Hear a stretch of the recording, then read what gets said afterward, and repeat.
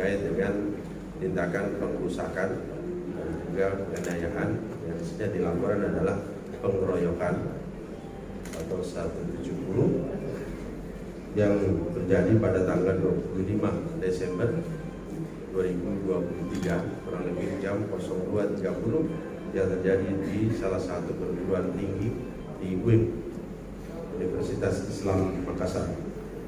Dan kejadian tersebut dilaporkan bahwa terjadi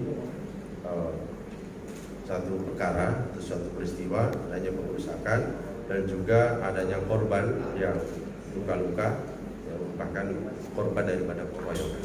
Kemudian langsung kita lakukan tindak lanjut, melakukan proses penyelidikan dan juga melakukan olah TKP, kemudian pemeriksaan saksi-saksi serta kita melakukan penangkapan terhadap beberapa pelaku.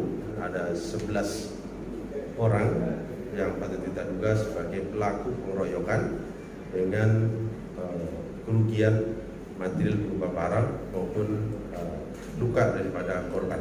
Kemudian juga ada 5 orang yang kita dapatkan bahwa terbukti menggunakan atau membawa senjata tajam, yaitu diantaranya ada parang, kemudian padik, termasuk juga ada busuk.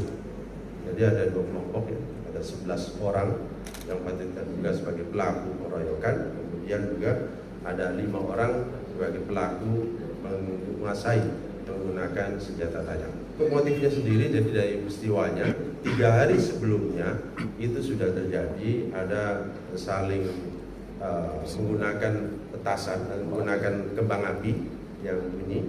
Kemudian setelah itu 3 hari kemudian pada tanggal 25 Desember itu mereka salah satunya ada menggunakan sepeda motor kemudian digas hingga memanas-manasi sehingga akhirnya ada suatu perlawanan, kemudian terjadilah kasus atau peristiwa pengeroyokan dan juga pengerusakan sekretariat kemahasiswaan.